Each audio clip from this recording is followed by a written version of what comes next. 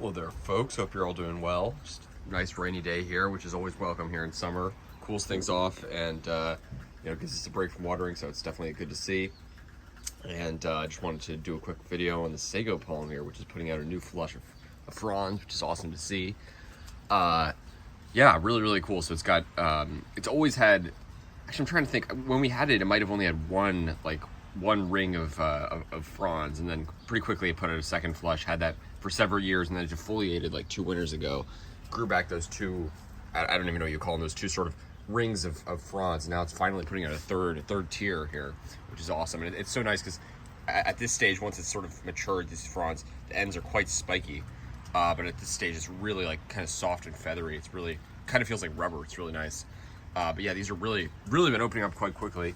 Yeah, it's just awesome to see. The Sago palm, it's one that I would love to try on the ground here, but it's definitely, it's kind of like sable palmetto. Like originally I would have never thought it could grow here, but now I'm learning of some people who in the area who've even grown it unprotected, sort of as almost like a perennial. Sort of, it dies back every winter and then it flushes out new fronds in spring. But I still think it's a kind of marginal plant here.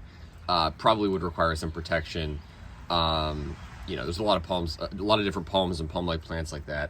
I guess I probably just gonna keep it in a pot, since I won't be here for too much longer. But I don't know. I would love to try one at some point, especially now that I have that new sheltered spot. That'd be pretty cool.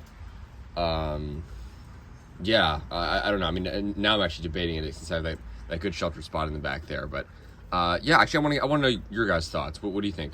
Should I plant or keep in the pot? Because I'm here in zone 7, 7A, 7B.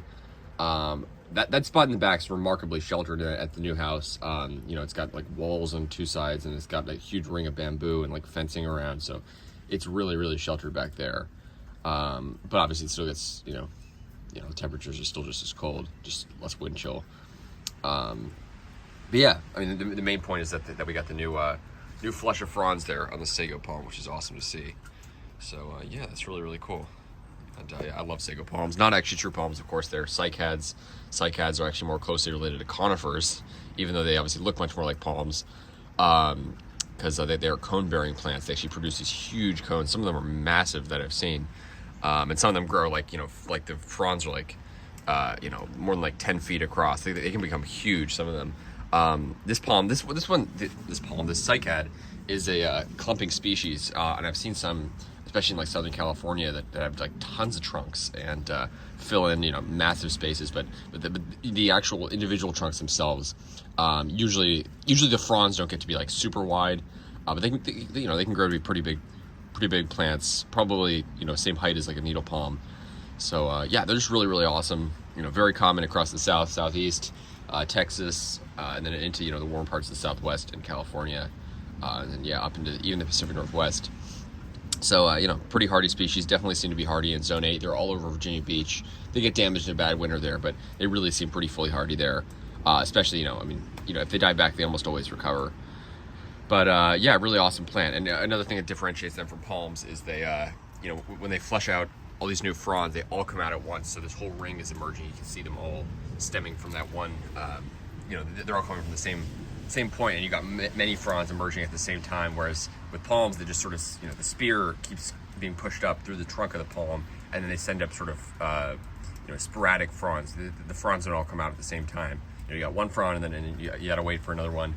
You'll see multiple spears in a palm, but they'll never be at the same exact height exactly. One's always gonna be above another because they just sort of push them out separately.